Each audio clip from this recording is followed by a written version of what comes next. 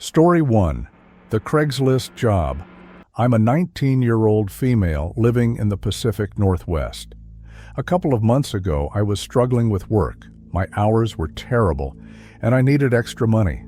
I'm pretty anxious and don't have any friends, so I turned to Craigslist for side gigs.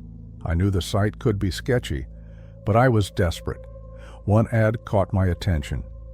It offered $50 to take photos of a property using either a camera or a phone, better than an iPhone 12. I had an iPhone 14, so it seemed like easy money.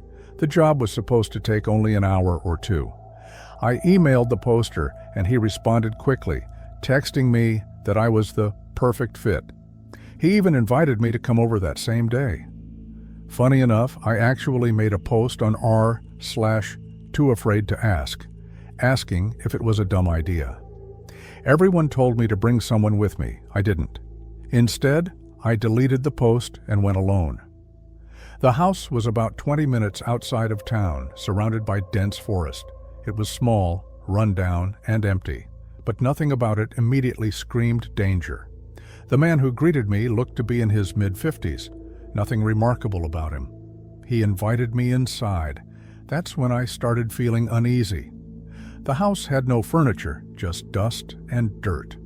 When I asked where to start taking photos, he kept dodging the question. Instead, he made small talk, asking personal questions about me. My anxiety built up, but I tried to play along. Then, he started staring at me. I dropped my phone at one point while taking photos. When he picked it up, he held onto it just a little too long before giving it back.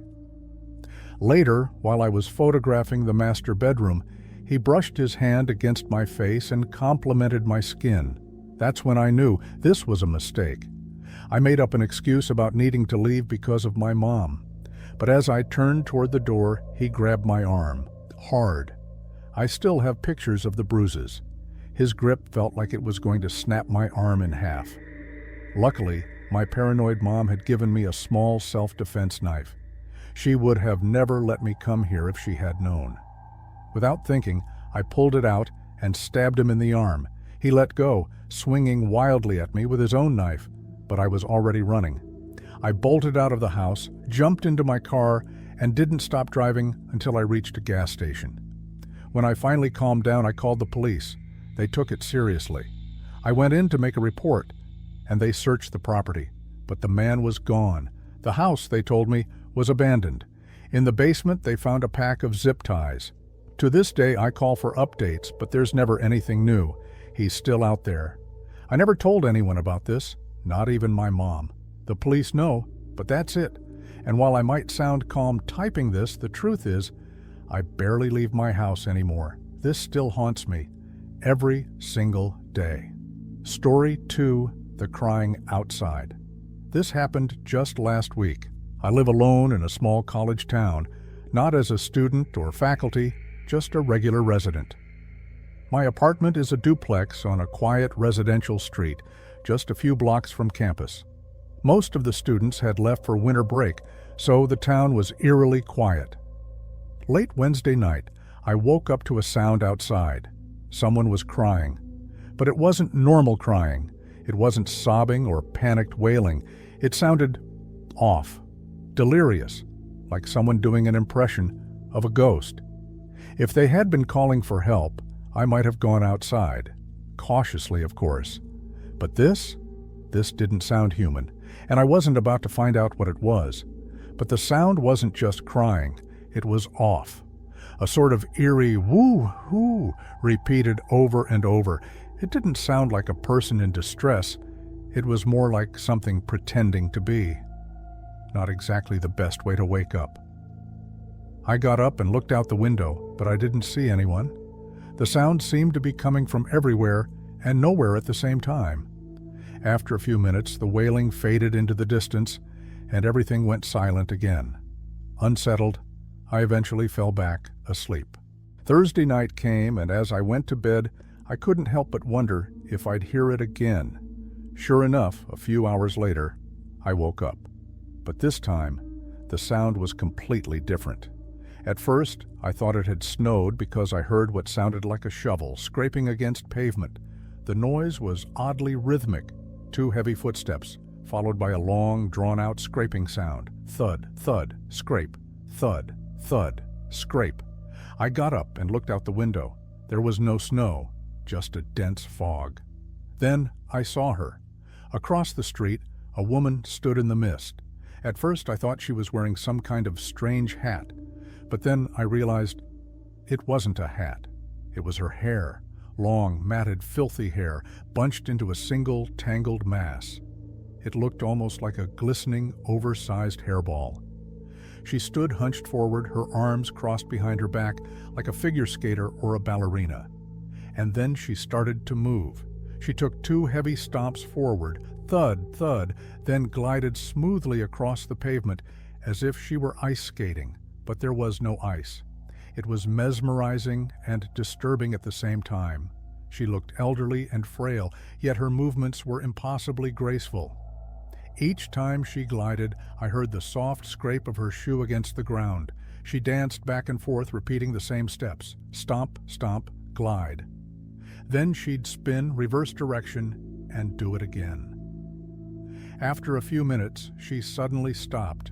Then she stooped down, like a runner at the starting line, leaning forward dramatically with her fingertips barely touching the ground. She stayed like that for a full minute, maybe 2. It was one of the most unsettling things I've ever seen.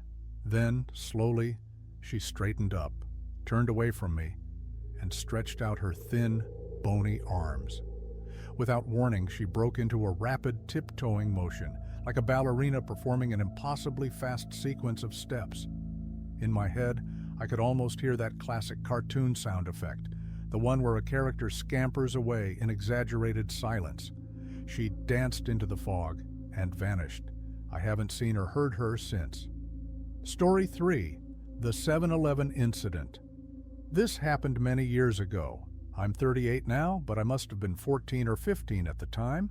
My family, just me, my mom, and my younger brother, was in the process of moving to a new house a few roads over. To get it ready, we had help from some extended family, mainly my mom's cousin and her adult sons with their wives. One of those days, after hours of painting, we all agreed that we needed Slurpees. For those who don't know, Slurpees are frozen, soda-flavored drinks you serve yourself from a machine. They come in clear dome-lid cups with long straws that have little spoons on the end, though, let's be honest, the spoon is completely useless. The best part? You can mix as many flavors as you want. One of my older cousins and I volunteered to go get them while the others kept working. The drive was uneventful, so was filling the drinks. But when we stepped back outside, I heard it, a woman screaming, "Help me!" I turned my head just in time to see a middle-aged man wrestling a set of car keys away from an older woman, maybe in her 60s. I froze, watching the scene unfold in front of me. The man managed to snatch the keys from the woman and jumped into her car. Without hesitation, he threw it into reverse and sped off. But there was a problem. The woman had somehow fallen and her legs were trapped under the car. When he backed up, he ran right over her. The police were called immediately. My cousin and I stayed to give our statements, and I was able to provide the stolen car's license plate number. The woman was in such shock that she couldn't even remember it herself. I had always been told to memorize license plates in emergencies, so I made sure to do just that. Later, I heard that the stolen car was found about 30 miles, 48 kilometers away. As for the woman, the man, and what happened to them after that, I never found out. This was in the early 2000s, so I doubt there would be any information online now. That 7-Eleven has since closed and turned into a few different businesses. The most recent is a cell phone store. But every time I pass that place, I think about what I saw that night. Story 4. The Aggressive Shopper. This happened in November of 2017, when I was 18. I'm a very short girl, only 4 feet 10 inches, and I get anxious when someone even looks at me in a way that suggests they might dislike me. Needless to say, I'm incredibly non-confrontational. That's probably why my best friend and I got along so well. She was barely 5 feet 1 inch and just as non-confrontational as me. Every few months we'd go shopping together to bond since college kept us busy. And every trip, without fail, we'd end up at Ann Summers. Being overly endowed, we struggled to find bras that fit anywhere else. Ann Summers always had good sales, so we'd grab whatever we could while they were cheap. This shopping trip started out no different. We browsed a few stores before heading into Ann Summers. But the moment I stepped inside, something weird happened. A woman with a thick Slavic accent stopped me. She jabbed her finger into my chest. "Spit the gum out," she demanded. I assumed she was an employee. Embarrassed, I mumbled, "I'm really sorry," and hurried out of the store to throw my gum away. When I came back, I realized something. She wasn't an employee. She was just another customer browsing near the entrance when we walked in. It should have been obvious. No store employee would ever behave like that, at least not one who wanted to keep their job. I kept my head down, hoping she wouldn't notice me again. She didn't. I thought I was in the clear. My friend and I wandered around, avoiding her as best we could, but the store was small, maybe 15 by 18 feet. So eventually, I found myself near the sales stand by the entrance. That's where she was standing. I tried to keep my distance while browsing. When I checked a price tag, I realized I didn't know the discount, so I leaned slightly forward to read the sale sign. And that's when it happened. This woman had a pushchair, or stroller for Americans. But there was no baby inside. Instead, it was full of plastic shopping bags. Every single one was double-bagged and tightly knotted, as if whatever was inside needed to be protected. That sense of protection became very relevant in the next moment. The second I leaned forward, still a good 3 feet away from the stroller, she lunged. She rushed around to my side of the pushchair and hit me in the face. It wasn't quite a slap. It wasn't quite a punch. It was somewhere in between. All I knew was that it hurt. She leaned in close, hissing in my ear, "Watch the personal space." And what did I do? I apologized. This woman had just hit me, and I apologized to her. I regret it now, but at the time, I didn't want to provoke her any further. Not that I even knew what I had done to provoke her in the first place. Still in shock, I turned and ran toward the back of the store, grabbing my friend's hand and pulling her with me. The back area was separated by a small wall that stretched only halfway across the shop. It was meant to keep the adult toys out of sight from the general public, but at that moment it served as my hiding spot. I stood there, gripping my friend's hand, trembling. "She just hit me," I whispered. We stood in silence for a full minute. My friend, positioned in a way that allowed her to see the rest of the store, kept watch while I hid behind the wall. "She's gone," she finally said. I exhaled a breath I hadn't even realized I was holding. "Can we stay here for a while?" I asked, worried the woman might be waiting outside for me. The store had an open front, but she could have easily been lurking just a few feet down the street, out of sight. My friend agreed, and we slowly started browsing again, taking our time. About 5 minutes later, we finally approached the counter to check out. The girl working the register glanced outside before turning back to us. "That woman was in here for 30 minutes, she said. "I didn't know what to do." "What did she say to you?" she asked. "She told me to spit out my gum when I first walked in," I said, "and then she hit me because I was too close to her." The worker's eyes widened. "She hit you? If I had known that, I would have called security. I'm so sorry." I forced a small smile and shrugged. "It's fine." It wasn't fine, but it wasn't her fault. She didn't look much older than I was, and honestly, I wouldn't have known what to do in that situation either. Still shaken up, my friend and I left the store. I looked around, scanning the street. No sign of the woman. "Can we just go home now?" I asked. We hadn't finished shopping, but I was too paranoid that we'd run into her again. My friend agreed, and we caught the next bus home. When I got back, I told my parents what had happened. They encouraged me to report the incident to the police, so I called the non-emergency line. Their response?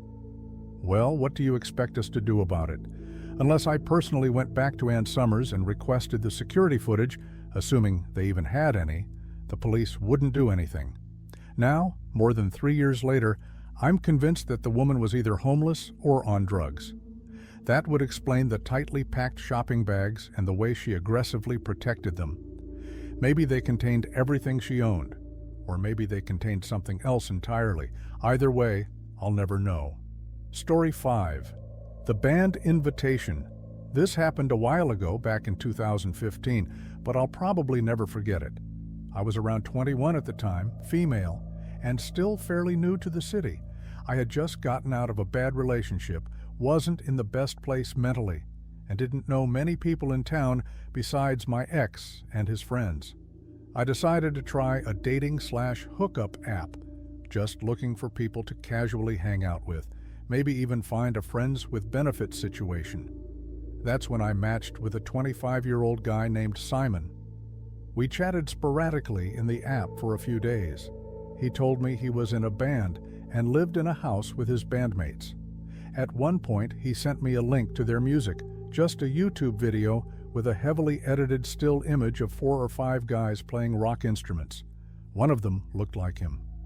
The music itself was an odd mix of styles, not really my thing, but whatever. He seemed like a nice enough guy. Then, after a few days, he stopped replying. I figured that was that and moved on. Then, out of the blue, I got a message from him while I was at work. He apologized for being busy and invited me to a barbecue with his friends and bandmates at their house.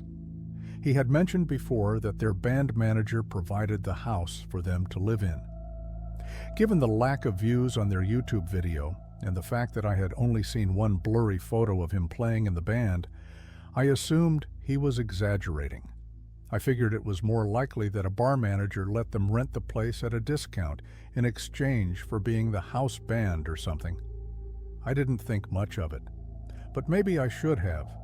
Normally, I wouldn't have agreed to go to a barbecue alone at a stranger's house, but I was really bored.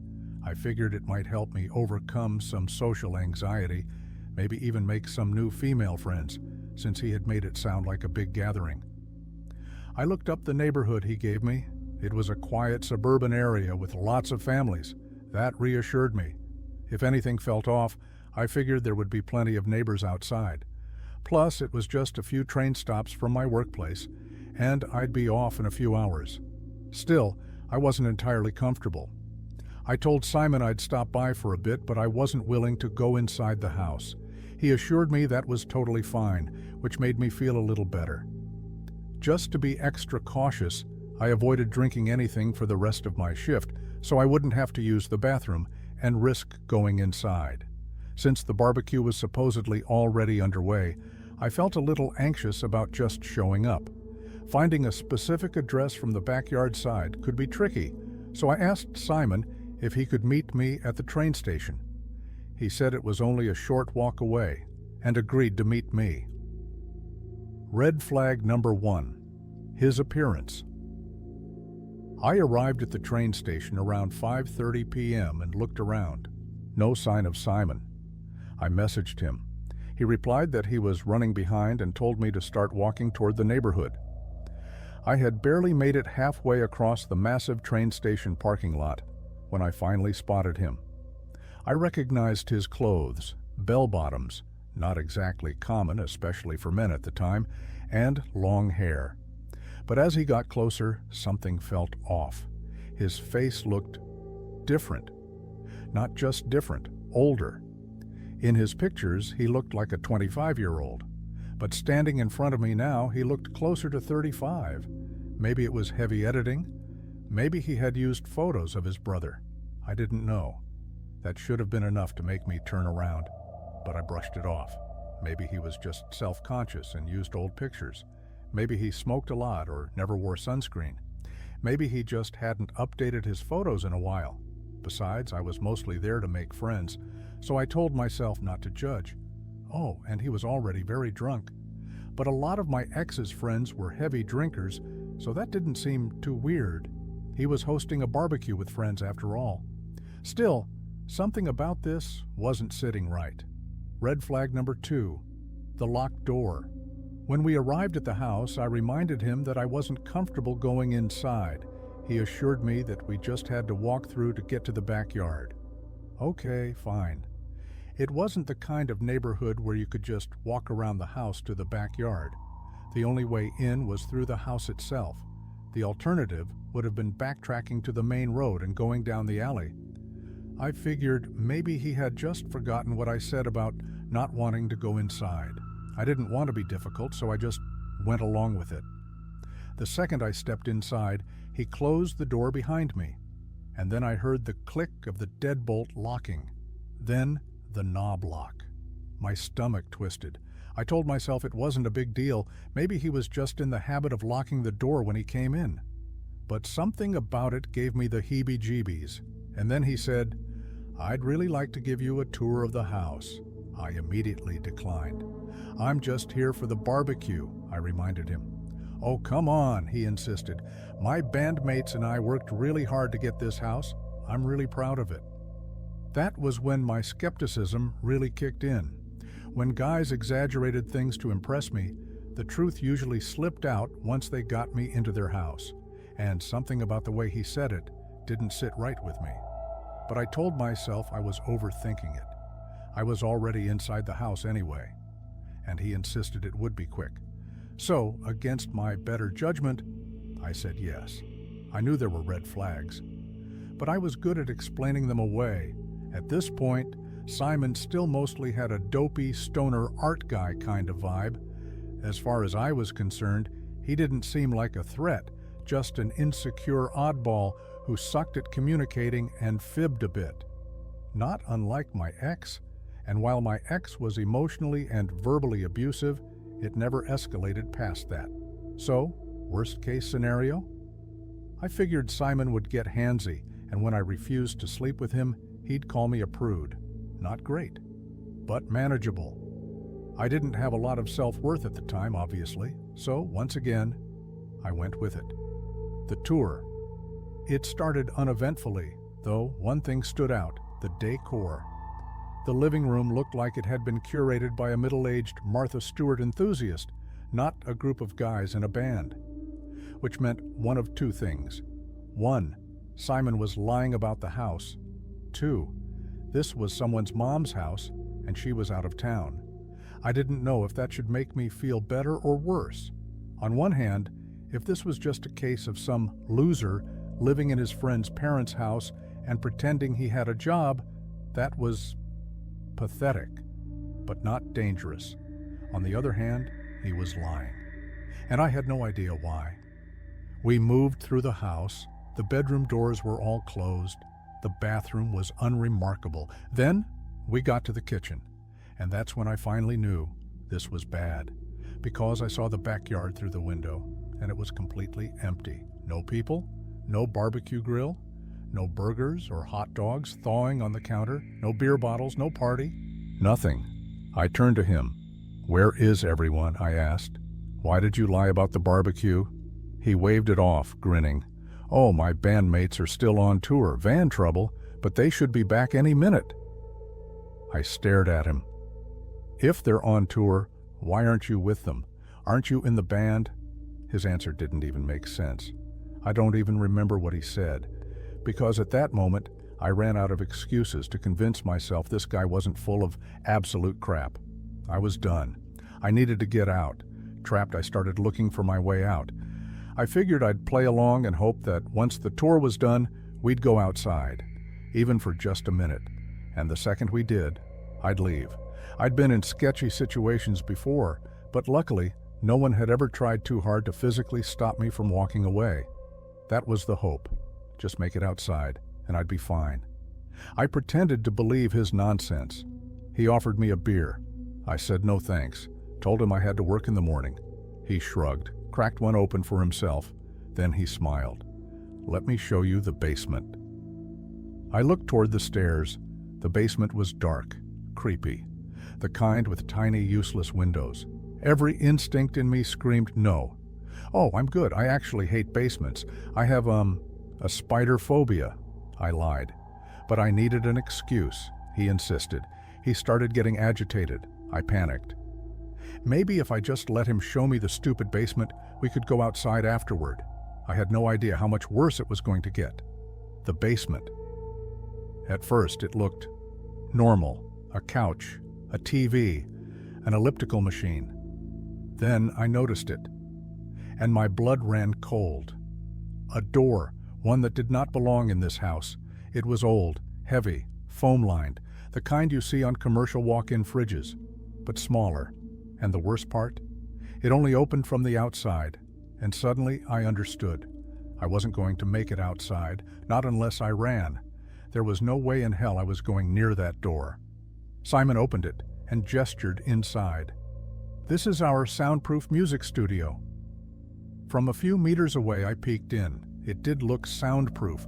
The walls were covered in mattress toppers. There were a few guitars and some amps, but no drum kit, no microphones, no recording equipment, and I noticed something else. It was the size of a bedroom, small, isolated, a place where no one would hear me scream. Simon smiled. "Come inside, get a better look." He stood just outside the doorway, motioning for me to enter. And that's when the alarm bells finally became unbearable. A horrible, gut-wrenching realization settled over me. I could actually die here. If I went inside, he could slam that door shut, and no one would ever find me. I turned and ran. Nowhere to run. I sprinted up the stairs. Simon followed, slamming the door behind him. "What's wrong?" he called, acting offended, like I was the crazy one for not wanting to see his little death chamber. But I wasn't listening anymore. I was assessing my exits. Front and back doors, locked. Windows, no idea how to open them. Bathroom, no window. House layout, unfamiliar, convoluted. And Simon? He was tall, lanky, fast. Even if he was out of shape and smoked a pack a day, he could outrun me. If I made a move for the door, he'd reach me before I could unlock it.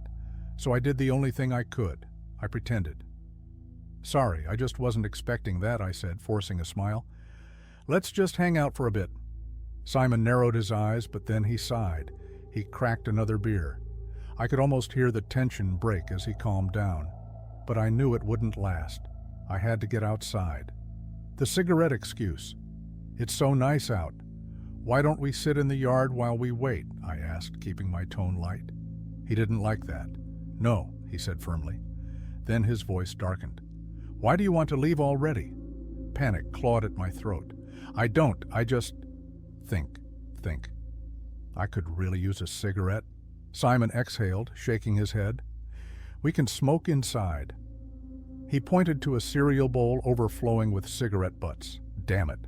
I swallowed my disappointment and sat at the table, lighting a cigarette with shaking fingers. Simon smoked, then immediately rolled a joint. As soon as he finished his cigarette, he sparked it up and offered it to me. I hesitated. "Oh, I don't really smoke much. Come on, just take a hit." I didn't want to piss him off. So I took the smallest puff possible, then coughed violently. "Damn, that's strong," I wheezed, pretending to be a lightweight. And for a guy who loved lying, Simon wasn't great at detecting lies from others. He laughed and let it go. But I could feel the energy shifting again. Now or never, want to watch a movie until my bandmates get back? I forced another smile. Honestly, I was really looking forward to being outside today. Maybe we could go for a walk or check out a park. His entire face changed. No. He stayed close, so close I could smell the beer on his breath. Then he grabbed me by the waist. I pulled back immediately. My heart pounded. I had to change the subject, fast. "So, where's all the barbecue food?" I asked. For a moment, he just stared at me. Then his expression darkened. "My bandmates will be home any minute," he snapped. He was angry now, and I knew I was running out of chances. I scrambled for something, anything. And then, by some miracle, fate intervened. My one chance. Simon opened the fridge and pulled out an empty beer box. He cursed under his breath. Then he slammed the fridge shut, clearly pissed off. And I saw my chance. I took a deep breath and gambled everything. "Oh no," I said. "Well, we should probably go get more beer for the party, right?" I braced myself, terrified that suggesting we leave the house would set him off completely. But to my shock, his eyes lit up, as if, for the first time, he actually believed I was into this whole situation. Yeah, he grinned. Good idea. Relief flooded through me as we left the house. But I wasn't safe yet, because now I was walking through a weirdly desolate suburb with a man I was afraid to run from, and I still had no idea how I was going to escape. The liquor store was my last chance. As we approached, I lied through my teeth. "Oh, you can just grab the beer. I'll wait out here." But Simon wasn't having it. "No way, you're coming in with me." I was so stressed and frazzled that I just went with him, hoping an escape opportunity would present itself. Inside, he asked what kind of beer I wanted. I reminded him again that I had to work tomorrow and wasn't planning to drink much. But he wasn't asking, he was demanding. "What kind of beer do you want?" I blurted out the first brand that came to mind. He grabbed it and we went to pay. The cashier barely looked at me and my heart sank. This guy? He wasn't going to help. I thought about asking anyway. But then I remembered how my ex used to call me crazy in front of people just to make sure no one believed me. This cashier? Yeah, he'd definitely fall for that. I had to think fast. The drugstore gambit. There was a drugstore across the street. It was my only play. "Hey, I just realized I forgot my toothbrush. Mind if we stop real quick?" It was a baited hook, something that vaguely implied I might be staying over. Simon took it eagerly. "Sure," he grinned. But as we reached the door, he moved to follow me inside. I panicked. "Oh, wait, you can't bring beer into a drugstore?" I had no idea if that was even true, but this drunk idiot believed me. "Oh, all right, I'll wait here." I stepped inside, and for the first time in hours, I could finally breathe. Trapped in plain sight. At first, I thought I could just wander around long enough for him to get bored and leave, but I underestimated him. Half an hour later, he was still there, standing just outside the doors, watching me through the glass. My stomach turned. He wasn't leaving, and now I was just stalling. I needed a real escape. So I hovered near the registers, waiting for a big group of people to check out. And as soon as they left, I followed them outside. I turned to Simon, and I snapped, "Leave me alone!" My voice was loud, firm, loud enough for the group to pause and turn to watch, loud enough to make a scene if I had to. Simon froze. He looked at the people staring at him. Then, without a word, he just turned around and left. Bizarrely anticlimactic. But I wasn't complaining. I ran straight to the train station, blocked his number, and when I got home, his dating profile was gone. Either deleted or he'd blocked me first. Years later, I still wonder, did he try this again? And the next time, did he make sure the fridge was stocked? Story 6. The Intruder, Barcelona. Summer 2018. I was 18, on vacation with my 3 best friends. We had planned this trip for months, 5 nights in a rented studio near Las Ramblas, a lively, tourist-packed area. But our flat?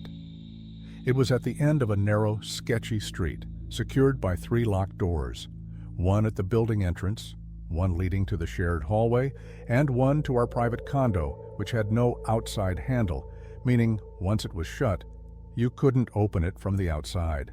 We thought we were safe. We were wrong. Routine in Barcelona. For 3 nights, everything was amazing. We partied, explored, met people, including our next-door neighbors, a loud group of Italian guys. Every night we came home around 4 a.m., passed out, and slept hard. Our studio was small.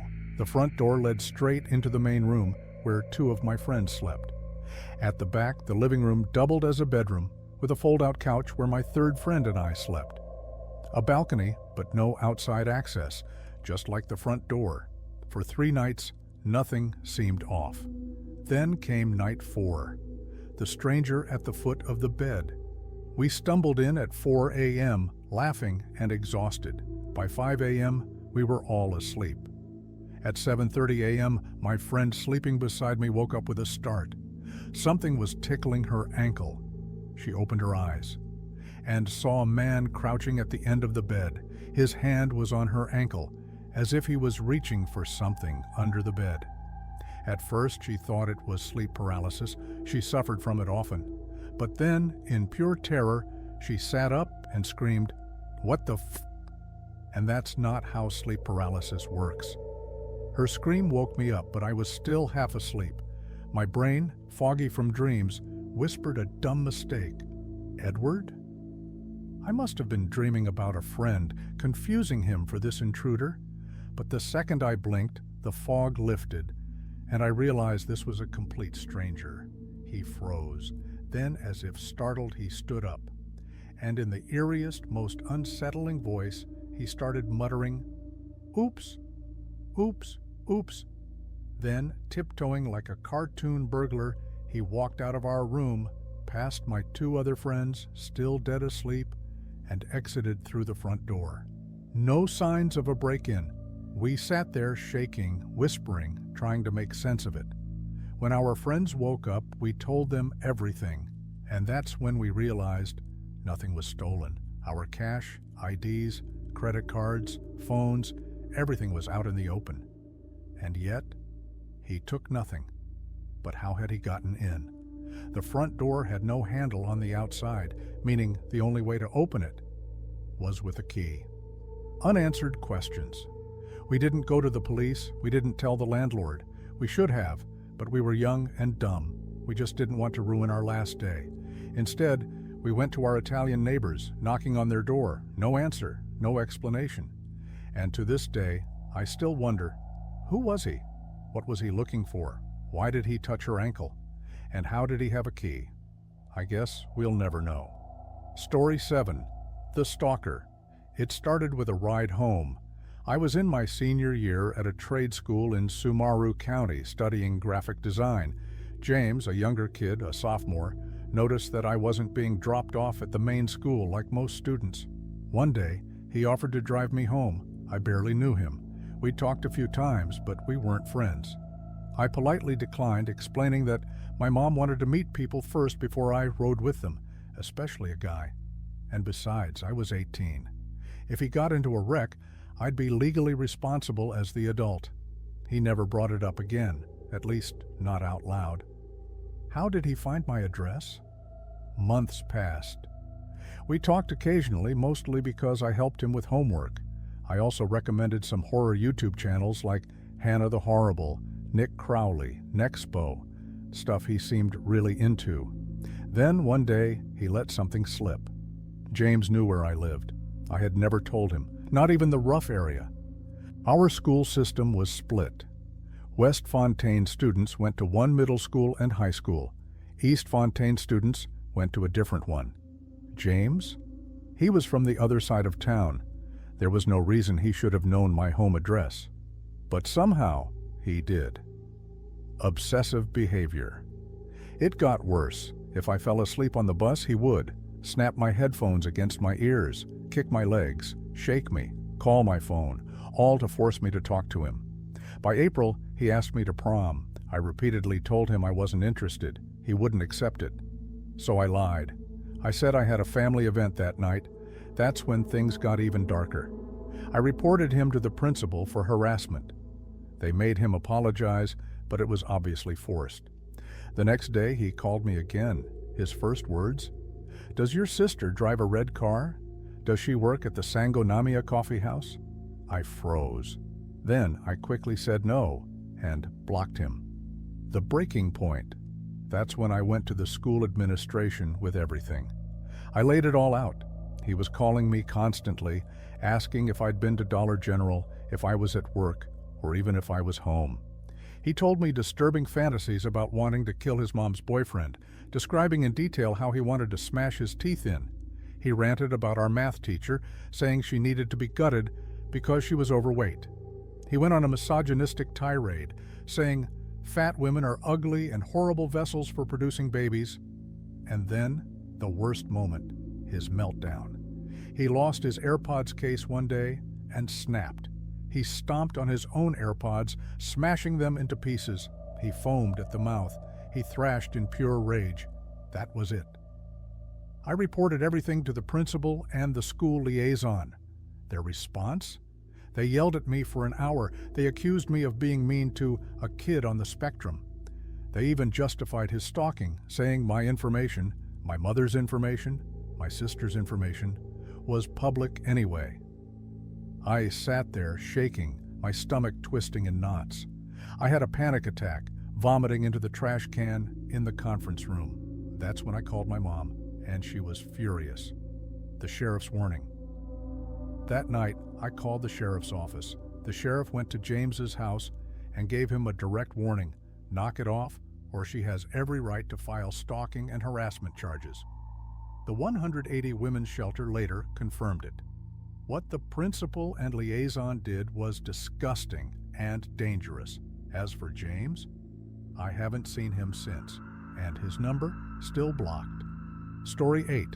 The Gas Station Stalker. I stupidly decided to get gas at 11 p.m. one night. It wasn't ideal, but I hadn't had time before work. At first, I felt somewhat safe. A few cars were already at the pumps, but I was wrong. The stranger.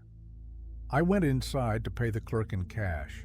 When I came back out, most of the cars were gone, except for one truck parked 2 pumps away from me. I ignored it. I started filling my tank and got back into my car, scrolling through my phone to pass the time. Then I noticed him, a man walking suspiciously near the front of my car. I glanced up. Unfortunately, we made eye contact. He smiled. "Hey, you got any change for gas?" I shook my head quickly. "No, sorry." He nodded. "Okay, that's cool. Hey, you want me to remove your gas pump for you?" His tone was casual, but something about him felt off. I didn't hesitate. "I'm good, thanks." At that point, he knew my tank was full. He started acting fidgety, pacing behind my car, the empty lot.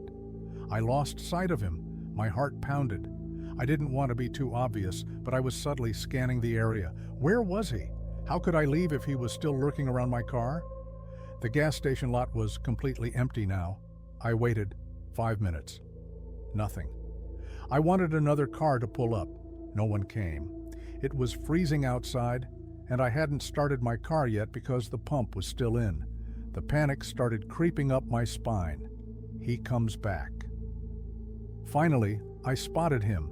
He was walking toward his truck, but instead of getting in, he just lingered. Then, when he turned his back, I made my move. I yanked the gas pump out. The second he noticed, he started approaching me again. "Oh, hey, you're really beautiful." He was getting closer. I nodded quickly, shoving the gas cap back on. Then he grinned. "I don't look like a serial killer, do I?" His eyes were wild. His expression was unhinged. And in that moment, every single instinct inside me screamed, "Go!" I bolted into my car and sped the hell out of there. Story 9.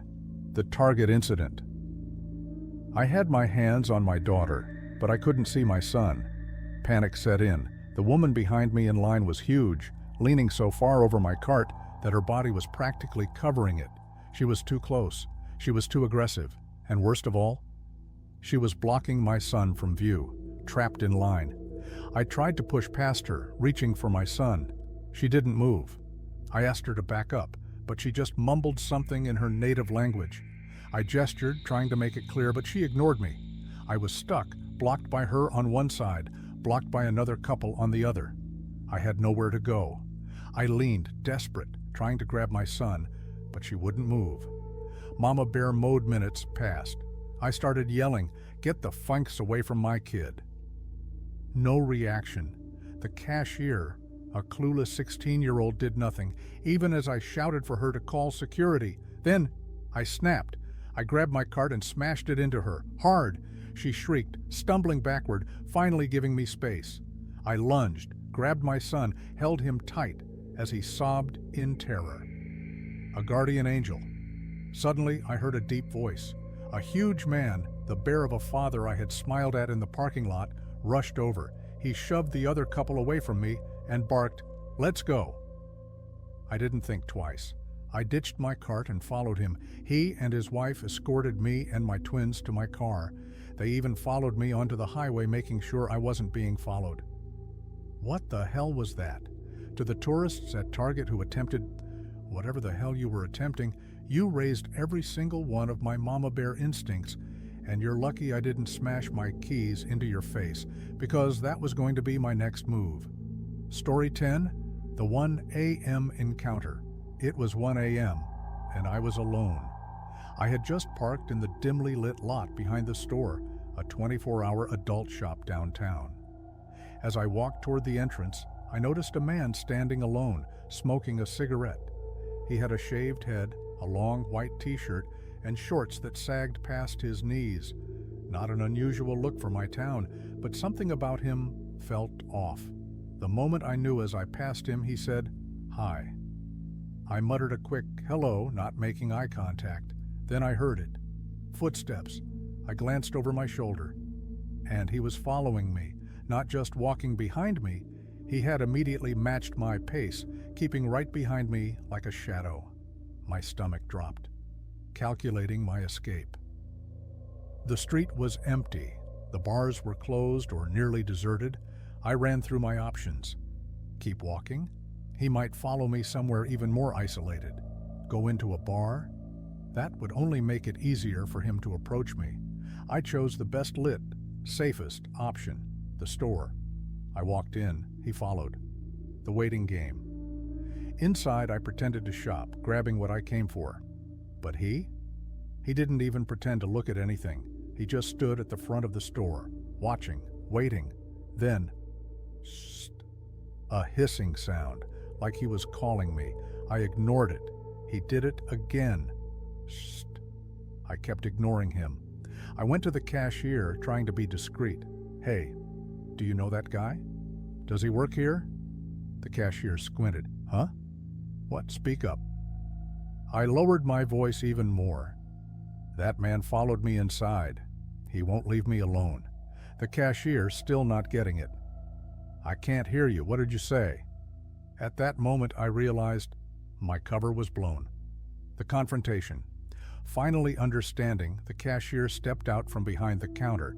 He approached the guy at the front and said, "You need to leave." I watched, breath held. The man didn't budge. The cashier came back to me. I told him to go away. But he was still there. I pretended to keep shopping, occasionally glancing to the front. And every time I looked, he was still standing there. I went back to the cashier. He hasn't left. This time the cashier had had enough. He walked back up to the front. "All right, enough. You need to leave." Still, the guy refused to move. Then, the cashier pulled out a baton from under the counter, held it above his head, and finally, the man left. Was he waiting for me? I stayed in the store for a long time, making sure he was gone. When I finally stepped outside, my heart pounded. I half expected to see him, lurking in the lot, waiting. But he was gone. To this day, I still don't know what he wanted. But I know one thing. That wasn't just a random coincidence, and if that cashier hadn't stepped in, I don't know how that night would have ended. The final escape. After checking the CCTV footage, the cashier reassured me, "He's gone. But if you see him, come right back in." I nodded, but my heart still pounded. I would have felt safer if he had walked me to my car. I stepped outside and sped walk to my car, parking lot eerily silent. Unlock, get in, bag on the seat, start the car, deep breath. Then, as I put the car in reverse, seatbelt half buckled, I saw him, through my side mirror, the same man, full speed walking straight toward my driver's side door. Fight or flight? Panic surged. I was in a Honda Accord and I remembered, the doors don't lock until I take the car out of park. Not today. I slammed my foot on the gas. The car jerked backward, tires screeching. It startled him. He froze mid-step, now standing right next to my car. I didn't look away. I turned my head slowly, locking eyes with him. And I gave him the deadliest, most serious stare I could, because predators feed on fear. The moment our eyes met, his expression changed. Defeat. He turned away, walking back to where he had been lurking. Lesson learned. I pulled out of the lot and drove home, shaking with relief. That night I felt ashamed for going out alone so late. When my boyfriend came home at 6 a.m., I told him everything. He agreed. It was a dumb risk. I'm no longer with him. But I still live in this town. And now, I never leave home past 9 p.m. because while this town isn't the most dangerous, it's far from safe. Enjoyed the story? If you like this terrifying encounter, don't forget to subscribe to Mr. Sinister for more chilling horror stories. And if you've ever had a creepy experience like this, let me know in the comments. Share this video with someone who needs a reminder to stay safe out there, because you never know who's watching you.